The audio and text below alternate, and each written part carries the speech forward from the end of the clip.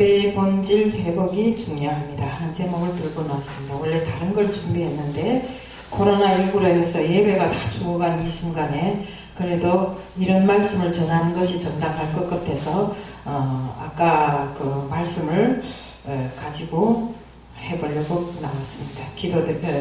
말씀 봉독하겠습니다. 이사야서 1장 15절입니다. 이사야서 1장 15절 제가 봉독하겠습니다. 너희가 손을 펼 때 내가 눈을 가리우고 너희가 많이 기도할지라도 내가 듣지 아니하리니 이는 너희의 손에 피가 가득함이니라. 기도드리겠습니다. 사랑의 하나님 아버지 감사합니다. 코로나로 정말 전 세계가 들썩이는 이 순간에도 저희들이 강건함을 지켜주시고 이렇게 한자리에 모여서 찬송과 기도로서 말씀으로서 예배 경배할 수 있게 해주심 너무너무 감사합니다. 코로나로 인해서 교회 문이 닫히고 예배가 다 죽은 이 순간에 정말 이 말씀을 통해서 다시 한번 예배의 본질을 깨닫고 우리가 예배를 회복할 수 있는 기회를 다시 한번 잡을 수 있게 해주실 줄 믿습니다. 하나님 아버지, 저희들이 정말 이 험한 세상에서도 주님을 놓지 아니하고 오로지 주님과 동행하는 삶을 살겠다고 입술로는 외우는데 세상법이 무서워서 코로나가 무서워서 문을 꽁꽁 닫아 걸고 지금 말씀도 제대로 전하지 못하고 있는 이런 형편에 처해 있습니다. 사방이 꼭 막혀서 정말 답답하고 안타까운 그 순간에도 하늘문은 열려있다는 것을 알고 저희들 정말 하늘에 계신 하나님을 향해서 간구하고 부르짖어야 할 때입니다.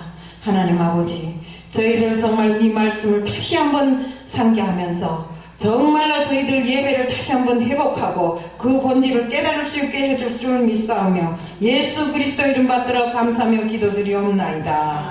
아멘. 우리가 신앙생활을 하면서 제 생각입니다. 신앙생활을 하면서 가장 중요한 게 예배더라고요. 우리 구약에 보면 제사였고 우리 신약에 와서는 예배예요. 예배는 하나님께 영광을 돌리는 은혜의 방편이고 또 영적으로 하나님과 인간과의 만남을 주선하는 이런 장소입니다. 장소고 행사입니다. 우리 예배는 하나님의 임재가 있고 이를 통해서 인간과 하나님과의 그 교제가 있는 이루어지는 이 시간입니다. 오늘도 이 자리에 하나님이 임재하신 줄로 알고 있습니다. 우리가 이렇지 않습니까? 너희가 두세 명 모인 곳에 반드시 내가 있다고 했습니다. 그러니 우리는 이 자리에 하나님이 임재하신 줄로 알고 정말 모든 사역자님들과 이곳에 참석한 모든 분들 정말 이 예배를 신령과 진정으로 드릴 수 있는 이런 마음을 가지고 예배를 드려야 합니다. 우리는 하나님이 지금까지 그 구약부터 신약까지 올 때 보면 인간에게 축복을 주실 때 반드시 제사할 수 있는 그 단을 쌓으라고 합니다. 제단을 쌓으라고 합니다. 제단을 쌓게 한 후에는 하나님께서 축복을 주셨습니다. 우리 그 옛날 선조들이 보면 아브라함도 그렇고 이삭도 그렇고 야곱도 그렇고 이들은 우선 어디에 가든지 하나님께 제사 드릴 수 있는 단을 쌓는 것부터 시작해서 제사를 드렸고 그로 인해서 많은 축복을 얻었습니다. 하나님은 그들과 항상 축복하시면서 내가 너희들을 이끄는 주인이 되겠다고 약속을 해주십니다. 너희들의 앞날을 책임지시겠다고 또 약속해 주셨습니다. 그렇기 때문에 지금까지 정말 창세전부터 지금까지 하나님이 우리를 인도해 오셨고 하나님이 인도로 해서 우리가 지금의 수준까지 도달하게 된 것입니다. 정말 우리 사무엘을 보면 정말 이 제단이 다 무너져갖고 그 나라에 정말 기근이 들고 막 이랬을 때도 사무엘이 어땠습니까? 이웃이 침략을 받고 이랬을 때 미스바로 사람들을 모이라고 기도를 통해서 정말 제단을 쌓고 기도를 통해서 많은 그 이스라엘을 치겠다고 들어온 많은 적들을 쳐눕힐 수 있는 이런 하나님의 축복을 받았습니다. 또 우리 솔로몬을 보면 1000번째 그 제사를 통해서 하나님으로부터 지혜의 축복을 받고 많은 물질적인 축복, 그 외에 많은 축복을 받게 된 것입니다. 반면에 우리가 성경에는 많은 곤란이 제단이 무너질 때 이렇게 왔습니다. 우리 가인이 제사를 보세요. 가인은 제사 한 번 잘못 드림으로 해서 하나님으로부터 버림을 받았고 모든 생활이 다 파탄이 났어요. 우리가 보면 이스라엘 역사를 보면 3년 6개월 동안 하늘문이 닫힌 적이 있습니다. 그럴 때 엘리야는 사람들을 모아놓고 제단을 쌓고 하나님께 기도하자고 외칩니다. 바로 기도가 부족했기 때문에 하나님께 예배, 우리 지금 말하면 예배지만 그때는 제사를 제대로 잘 드리지 않았기 때문에 이런 일이 일어났다고 합니다. 정말 우리가 성경 전체에 나타난 모든 이런 축복과 고난이 우리 예배를 통해서 나타났다는 것을 알 수 있습니다. 예배의 승리는 신앙의 승리이고 예배의 패배는 나의 삶의 패배와 똑같습니다. 네. 그렇기 때문에 요한복음 4장 23절에는 아버지께 참으로 예배하는 자들은 신령과 진정으로 예배할 때가 오나니 곧 이때라. 아버지께서는 이렇게 자기에게 예배하는 자들을 찾으시느니라. 또 24절에는 이렇게 되어 있습니다. 하나님은 영이시니 예배하는 자가 신령과 진정으로 예배할지니라. 우리가 초대교회 성도들을 보면 예배 공동체로 예배를 했습니다. 정말 가정에서 모였고 성막과 성전에서 또 회당에서 이래 모여서 하나님께 신령과 진정으로 예배를 드렸습니다. 그럴 때마다 정말 성막 위에는 하나님이 불이 임했고 또 구름 기둥이 항상 임했습니다. 그런데 이스라엘 백성들이 예배가 세속화되고 형식적으로 진행되면서부터 신앙이 무너지기 시작했습니다. 바로 예배가 무너졌기 때문에 정말 이스라엘은 많은 혼란들이 닥쳐올 때도 많았습니다. 지금 우리 현실이 똑같습니다. 코로나로 인해서 세계적으로 지금 교회 문이 다 닫혔어요. 바로 그로 인해서 예배가 무너졌습니다. 그뿐만 아니라 진짜로 교회 문을 닫고 떠나가는 사람들이 많아요. 지금 제가 인터넷에 들어가 보니까 한 달에 200개의 교회가 문을 닫고 팔겠다고 내놓고 있더라고요. 이런 것을 놓고 봤을 때 정말 우리가 하나님 앞에 제대로 예배를 드리지 않으면 이런 일들이 계속 나오리라고 생각합니다. 물론 큰 교회들은 온라인으로 예배를 드린다고는 하지만 이것이 정상적인 예배가 아니잖아요. 처음에 온라인으로 들을 때는 사람들이 마음도 정말 거룩해져서 옷도 경건하게 차려입고 집에 앉아서 온라인으로 예배를 드렸습니다. 그런데 시간이 감에 따라서 점차적으로 그 마음이 해이해져 갖고 뭐 낚시터에서 핸드폰으로 몇 번 보고는 나는 예배 드렸어. 또 쇼핑하면서 보고 차를 타고 가면서 보면서 나는 예배를 드렸다고 이처럼 예배가 싹 흐트러져 갖고 그들이 진실로 예배에 대한 온전한 견해마저도 다 잊어버리게 되었다 이겁니다. 또 문제는 앞으로가 더 기막힌 문제입니다. 물론 코로나가 끝나서 예배를 드린다 쳐도 이제 사람들이 정신적으로 예배에 대한 온전한 견해가 없기 때문에 아프거나 뭐 이런 사람들은 교회 옛날에는 죽기 살기로 갔지만 지금 가지 않고 영상으로 예배 드립시다 이렇게 할 수도 있고 지금 이런 형편으로 지금 모든 것이 흘러가고 있습니다. 제가 예배를 드려보니까 우리가 정말 우리 하나님은 어떤 분이시요? 이 세상을 창조하신 창조주잖아요. 그런데 그 하나님이 창조를 받은 인간들이 경찰이나 구청에서 완전히 그 교회에 와갖고 완전히 막 단속하면서 난리를 부리는 겁니다. 그 때문에 그것이 무서워서 정말 지금은 코로나가 하나님보다 더 높고 세상이 하나님보다 더 높아요. 이렇게 돼갖고 교회 문을 다 걷어닫고 예배도 제대로 드리지 못하고 큰 숨도 못 쉬고 있고 어디 가서 내가 하나님을 믿는다면 경외시하고 손가락질하는 이런 형편에 지금 처해 있습니다. 우리가 그렇기 때문에 정말 또 우리 교회에 가보면 나이 드신 분들이 코로나에 빨리 감염된다고 교회에서 절대로 나이 드신 분들은 교회에 못 나오게 하고 있어요. 코로나1로 바뀐 이후에 예배를 한 500명씩 큰 교회에서는 드릴 수 있음에도 불구하고 절대로 젊은 사람들만 오지 나이 먹은 분들은 오지 못하게 하니까 어떤 권사님 한 분은 제가 직접 봤어요.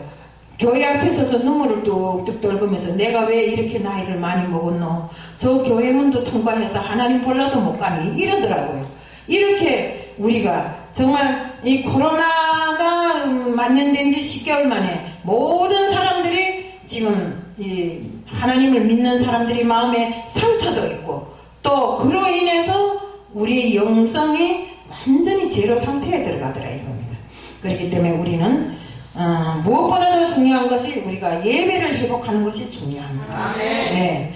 그렇기 때문에 우리가 예배를 회복하지 않고 지금 어떤 교단에서는 어떻게 말하는가?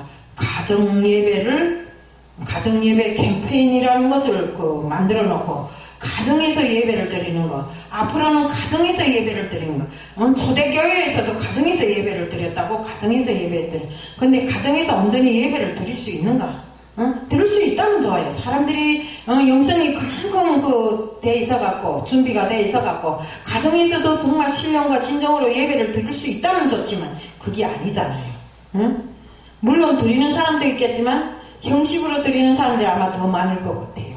우리가 정말 이렇게 하다 보니 가정예배 그 재단도 무너지고 이렇게 돼가고 있는 것입니다. 우리가 실개천이나 색강이 이렇게 살아야 겨울이 살아야 큰 강이 살고 바다가 사는 것처럼 우리가 가정예배부터 출발해서 작은 교회 큰 교회 할 것 없이 예배가 살아야 우리 한국 기독교의 모든 영성이 부흥될 뿐만 아니라 우리 교회가 정말 하나님을 모시는 면에서 정말 신령과 진정으로 모시고 정말 하나님을 경외하는 그 마음들이 진심이 된다 이겁니다. 지금 또 우리가 보면 날마다 하나님이 재단을 수축해야 된다고는 말하지만 이 사회의 통제 때문에 지금 이러지도 못하고 저러지도 못하고 자라나 우러나 갈 바를 잃고 지금 이렇게 헤매고 있습니다. 이런 상황에서 우리는 어디까지나 정말 우리 예배 회복을 위해서 많은 사람들이 힘쓰고 애써야 됩니다. 우리 정말 이 코로나가 뭐 하는 겁니까? 코로나 때문에 또 세상 법 때문에 지금 우리가 위축당해 있어야 되겠습니까? 그것이 절대로 아니라고 생각합니다. 우리는 빨리 빠른 시간에 무너진 우리 재단을 수축하고 영적 신앙을 회복되고 하나님 자녀의 가치관이 올라갈 때 정말 모든 것이 회복될 수 있다고 생각합니다. 우리가 그렇게 되면 정말 세상 사람들이 냉소하던 우리 교인들 이런 교인들 정말 혼탁하게 병들고 정말 찌그러져서 이 사회를 원망하면서 살지 않게끔 돼 있더라 이겁니다. 우리 옛날에는 어땠습니까? 우리 예배를 드리고도 기도에 대해서 너무나 사람들이 많이 생각했잖아요. 그렇기 때문에 신혼부부가 지금은 신혼부부 하면 세계 여행을 갔다 오지 않으면 참 업신보고 그러는데 옛날에는 세계 여행이 아니라 그 여행 갈 걸 가지고 기도원에 가서 기도하고 이렇게 했다는 소리를 제가 들었습니다. 근데 우리 목사님들도 그런 분들이 많더라고요. 결혼해서 사모님은 신혼여행 가는가 했는데 데리고 간 곳이 기도원이 돼서 기도원에 가서 쌈을 하고 뭐 어쨌다고 이런 소리까지도 하더라고요. 이럴 때는 우리 한국교회가 얼마나 부흥을 했어요. 정말 사람들이 자리를 깔고 앉으면 기도하고 이렇게 했고 우리가 교회에서도 많은 사람들이 정말 우리 예배를 신령과 진정으로 드렸잖아요. 그리고 우리가 하나님 앞에 드리는 모든 것이 다 정말 진심으로 했어요. 헌금을 드려도 그렇고 내가 정말 하나님 앞에 나 자신을 다 드리다시피 이렇게 우리가 되어 왔는데 지금은 뭡니까? 입술로는 모든 것이 정상인데 내 마음이 아니더라 이겁니다. 어디 가서 무슨 일을 조금 더 해놓고는 그 다음에 내가 저 사람보다 일 더 하는데 우리가 하나님 앞에서 내가 하나님 앞에 섰을 때 나 자신을 어떤가를 생각해 보지 않고 그 사람보다 내가 어떤가 이렇게 자꾸 비교를 하면서 우리의 영적 수준이 점차적으로 사그러져 들어가더라고요. 그래서 우리가 정말 헌금도 중요하고 모든 것도 중요하지만 정말 중요한 것은 내 자신을 하나님 앞에 진심으로 바치는가 안 바치는가 하는 것이 더 중요하다 이겁니다. 근데 우리 지금 더 심각한 것은 우리 청소년들 문제입니다. 제가 어떤 목사님하고 이야기하다 보니까 우리 청소년들은 미래의 주인들인데 다음 세대에 했더니 목사님, 다음 세대가 어디에 있어요? 다음 세대가. 응? 다음 세대가 아니라는 겁니다. 그러면 다음 세대가 아니면 뭡니까? 하니까 다른 세대래요. 다른 세대. 다음 세대가 아니고 다른 세대래요. 우리 지금 젊은 사람들이, 청소년들이. 그래, 그 뭐가 다 다른 세대인가요? 하니까 그 사람들은 우선은 핸드폰에 빠지고, 응? 핸드폰에 빠지고, 게임에 빠지고, 응? 정말 심지어는 이렇게 그 음란물에 빠져서 지금 쟤네는 6살, 5살짜리 아이도 애인이 있다 그러고 뭐 어떻게 하고 다 안 돼요. 학교에서 배워주는 교재 자체도 그런 게 다 들어가 있대요. 우리 옛날에 그런 걸 배웠어요? 정말 중학교 같은 때는 그런 걸 배워본 적도 없잖아요. 그런데 지금은 공공연하게 텔레비에 나와서도 6살짜리가 내 애인입니다 하고 이러더라고요. 나는 그런 걸 보고 아예 기절 초풍했어요. 그런데 중요한 게는 내일에도 그런 손자 손녀들이 있더라 이겁니다. 지금 세월이 이렇게 됐어요.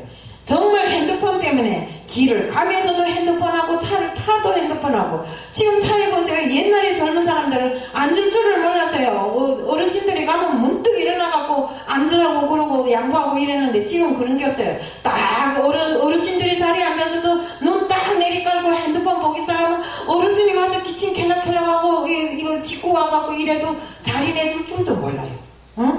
이렇게 핸드폰 중독에 빠져있고 또 집에 들어가면 어떡합니까? 문 탕 닫고 들어가면 엄마 아버지하고 소통도 없고 그 가족들하고 소통도 없고 핸드폰에 빠져서 사람들하고 소통이 없대요 지금은 애들이. 그리고 또 게임 중독에 빠져가지고 그 게임 때문에 애들이 죽을 지경입니다. 지금 이런 형편이고 우리 조수준이 같은 음란물에 보세요. 음란물 갖고 애들이 음란물 갖고 하다가 이번에 걸려서 종신형 받은 애가 있죠. 지금 그 애들이 심리를 이용해서 지금 이렇게 이상하게 세월이 번져가더라 이겁니다. 그러면서 그 목사님이 하는 소리가 바로 이것이 다음 세대가 아니라 다른 세대라는 겁니다. 우리하고 다른 세대다.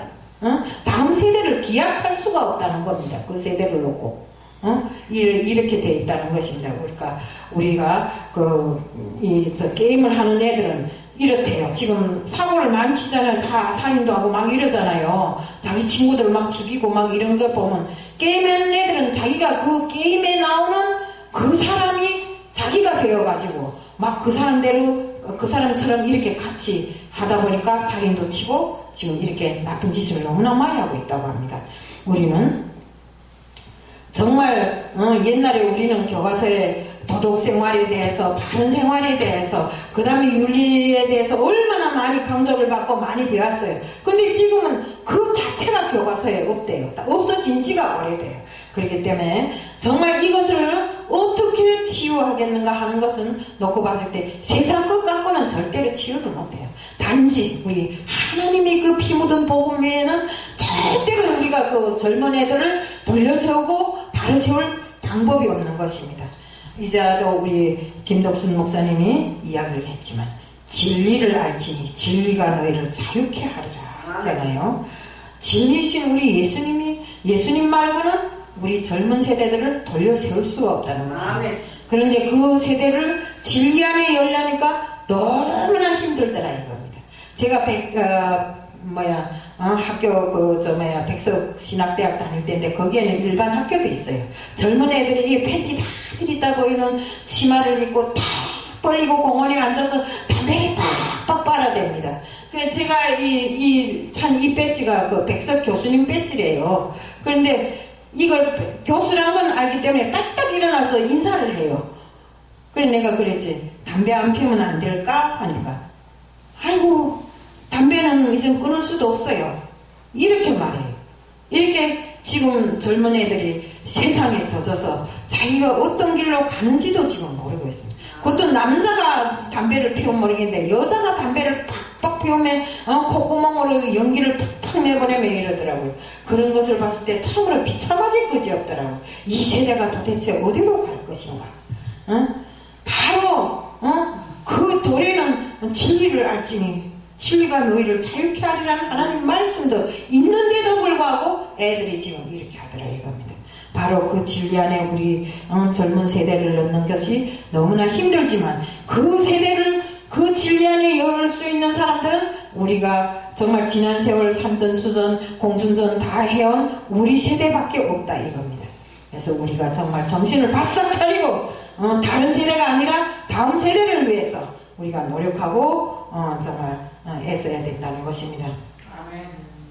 우리가 하나님이 함께 하실 때는 반드시 악한 영들이 떠나갑니다. 우리 안에 영성이 살아날 때 중독도 치유되고 그 어떤 것도 다 치유될 수 있습니다. 그렇기 때문에 그들에게 정말 이 낡은 영을 없애버리고 새로운 영으로 거듭나게 하는 것이 너무나 중요한 일입니다. 고린도후서 5장 17절에는 그런즉 누구든지 그리스도 안에 있으면 새로운 피조물이라 이전 것은 지나갔으니 보라 새 것이 되었도다 이렇게 되어 있습니다. 우리가 사람이 변화는 겉에서부터 진행되는 게 아니라 속에서부터 변화돼서 나와야 됩니다. 우리가 심령 속을 지배할 때 옛사람이 우리가 떠나가고 내 속이 변화되면 그 속에 있던 옛사람이 떠나가고 나는 새 사람이 된다 이겁니다. 이것이 바로 영적 지배고 공동체를 통해서 이루어질 수 있는 것입니다. 로마서 12장 1절에는 다음과 지적되어 있습니다. 그러므로 형제들아 내가 너희 하나님이 모든 자비하심으로 너희를 권하노니 너희 몸을 하나님이 기뻐하시는 거룩한 산제사로 드려라. 이는 너희 드릴 영적 예배니라. 이렇게 기록되어 있습니다. 예배를 통해서 바로 하나님의 영이 우리 마음속을 지배할 때 반드시 우리 마음에는 변화가 생긴다 이겁니다. 그러니까 어떻게 하든지 간에 젊은 사람들을 예배에 걷어야 되는 것입니다. 우리가 처음에 예배 올 때는 막 이 콧두렁이 끼는 송아지처럼 끌려오잖아요. 끌려서 한 번, 두 번 말씀을 듣다 보면 그의 감화감동이 언젠가는 일어나게 되면 그 사람은 하나님이 사람으로 될 수 있는 것입니다. 우리가 그렇기 때문에 정말 한 사람이 천하보다 한 사람 영이 천하보다 귀하다는 하나님 그 말씀에 정말 신중하게 들어야 됩니다. 그 한 사람을 여기 갖다 앉혀놓는 것도 중요하지만 그가 말씀을 통해서 변화되는 게 너무나도 중요한 것입니다.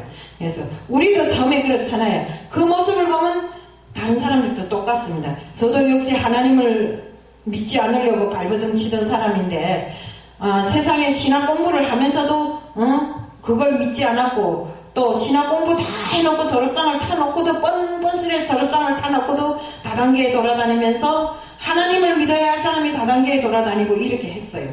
그런 걸 놓고 봤을 때 하나님이 그 모습을 봤을 때 얼마나 속상하고 답답했겠어요. 그러니 있는 돈 다 걷어간 거 아닙니까? 우리 아들 말 맞다나 어머니 주시는 분도 하나님이시오 거두시는 분도 하나님이시니 엄마 말 안 들으니까 싹 걷어갔지 이러더라고 우리 아들이. 그러니 그 말이 맞더라고요. 돌아앉아 생각해보니까 그 말이 진실이에요. 그토록 정말 힘들게 우리가 제가 하나님 앞에 나오긴 했지만 나와놓고 보니까 너무 즐겁고 행복한 거거든요. 근데 이 생활을 왜 모르고 있었는가 이거지요.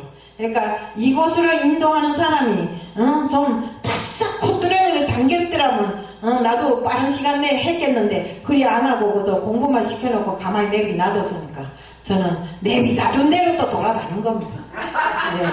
그래서 이렇게 좀 늦게 하고 보니까 후회도 되는데 그렇지만 늦게 했다 해서 늦었다 할 때가 빠르고 내가 이제는 다 내 시간이 다 됐다 할 때가 바로 하나님의 시간이더라 이겁니다. 늦지만 하나님이 나를 들어 쓰시잖아요. 그러니까 이 시간을 통해서 정말 제가 남은 시간 내에 정말 젊은 사람들을 비롯해서 믿지 아니하는 사람들 한 사람이라도 더 우리가 하나님 전으로 인도하는 것이 중요합니다. 그래 예배를 통해서 정말 우리가 그들을 개변시켜야 되죠. 예. 그래서 이러자면 우리가 신앙생활을 제대로 해야 되고 그 신앙의 본질을 제대로 회복하는 것이 가장 중요한 문제라고 저는 생각합니다. 또 여기에서 보면 하나님께서는 예배를 우리가 예배 드린데 세 가지 방법의 예배가 있어요. 어떤 방법의 예배가 있는가 하면 드리고도 죄를 받는 예배, 예? 드리고도 죄를 받는 예배. 우리 예배를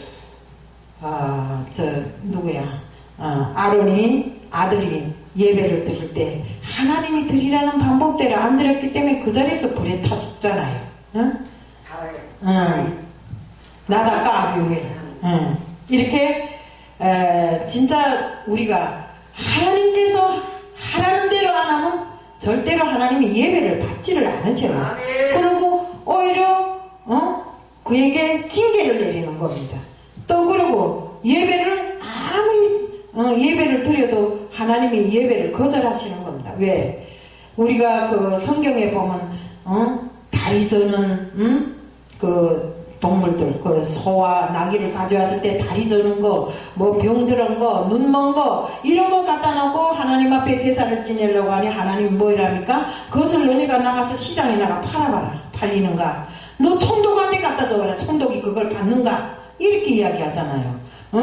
그토록에 우리가 하나님 앞에 드릴 때는 가장 최상의 것, 가장 처음 난 것으로 이렇게 드려야 되는데 자기가 먹다 나머지로 예배를 드려서야 되겠는가 이겁니다. 우리가 이러면 하나님은 반드시 거절합니다. 그렇지만 하나님께서는 또 한 가지 마지막으로 하나님이 기뻐 받으시는 예배가 있습니다. 왜? 우리가 마음과 뜻을 합해서 신령과 진정으로 예배 드릴 때 하나님은 그 예배를 가장 기쁘시게 받으시는 겁니다. 그렇기 때문에 우리는 정말 하나님이 바라시는 뜻대로 정말 우리가 예배를 신령과 진정으로 드려야 됩니다. 우리의 최상의 힘을 다해서 정말 예배 드리기에 힘쓰고 내 마음의 모든 준비를 정말 하나님을 중심으로 해서 준비하고 예배를 드릴 수 있어야 되는 것입니다. 우리가 성경에도 보면 하나님은 영이시니 예배하는 영과 진리로 예배하라고 이렇게 예배하는 자가 영과 진리로 실질적으로 예배를 제대로 드리라고 했습니다. 그런데 우리가 진짜 예배 드릴 때 보면 저도 그렇고 모든 분들 이렇게 신령과 진정으로 예배를 드린다고 하지만 때로는 하나님이 뜻에 부합되지 않는 예배를 드릴 때가 있더라고요. 그래서 우리가 하나님의 뜻을 제대로 알고 정말 예배가 하나님이 중심이 된 이런 예배를 드려야 됩니다. 신앙생활을 이렇게 하다 보면 타성해졌고 또 습관적으로 우리 그 내 마음의 뜻에 맞춰서 막 예배를 드릴 때가 있습니다. 예배를 드리는 데서 가장 중요한 것은 하나님이 받으시는 예배를 드려야 돼요. 그렇지 않고 하나님이 거부하는 이런 예배를 드리면 되겠습니까? 헛된 재물을 갖다 끌어다 놓고 예배를 드리면 안 됩니다. 우리 이스라엘 백성들을 보세요. 하나님을 믿으라 하니까 우상을 만들어 놓고 그 우상에게다 절을 하면서 우상에게 복종하는 이런 애들이 있었잖아요. 이처럼 우리가 한 마음에 두 가지를 품으면 안 된다 이겁니다. 우리는 반드시 오로지 하나님 한 분만 하나님이 중심이 된 예배가 되어야 됩니다. 그리고 정말 하나님이 형식적인 예배와 중심이 없는 예배를 얼마나 싫어하는가 하는 것을 우리 성경 말씀들에 다 나와 있어요. 그렇기 때문에 우리 정말 하나님이 싫어하는 이런 예배는 절대로 드리면 안 되겠다는 것을 말씀해요. 우리 말라기 1장 10절에 보세요. 만군의 여호와가 이르노라 너희가 내 당 위에 헛되이 불사르지 못하게 하기 위하여 너희 중에 성전문을 닫을 자가 있었으면 좋겠다. 내가 너희를 기뻐하지 아니하며 너희 손으로 드리는 것을 받지도 아니하리라. 이렇게 돼 있잖아요. 이게 뭔 소리인가? 다리 저는 소, 눈 먼 것 이런 거 말하자면 하나님이 기뻐하지 않는 헛된 물건들을 갖다 놓고 하나님 앞에 예배 드린다고 하면 하나님이 절대로 받지 않으신다는 것을 우리가 알아야 됩니다.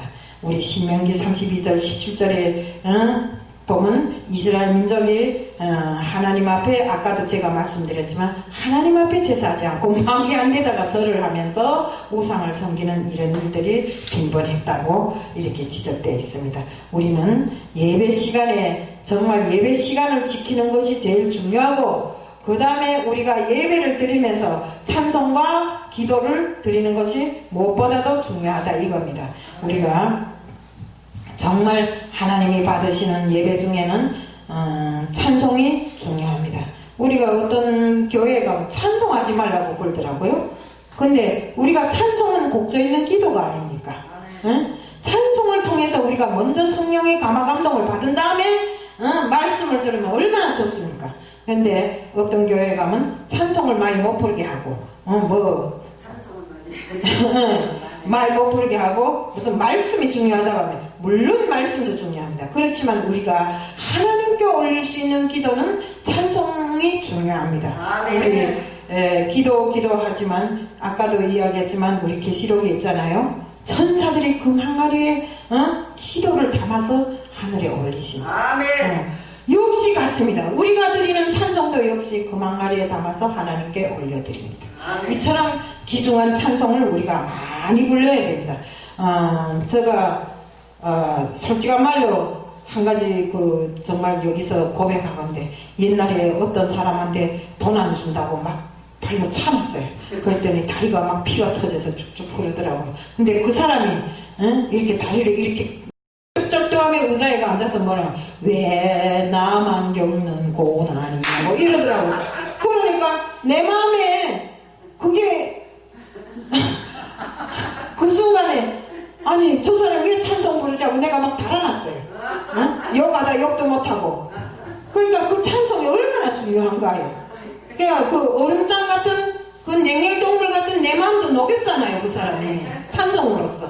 그토록이 찬송이 중요한 것은 하나님이 기뻐 받으시는 거기 때문에 이 사람이 결국 그 찬송으로서 하나님 앞에 자기 그 죄를 고백하는 거잖아요. 그러니까 나는 또 그게 딱 눌려갖고 달아났잖아요.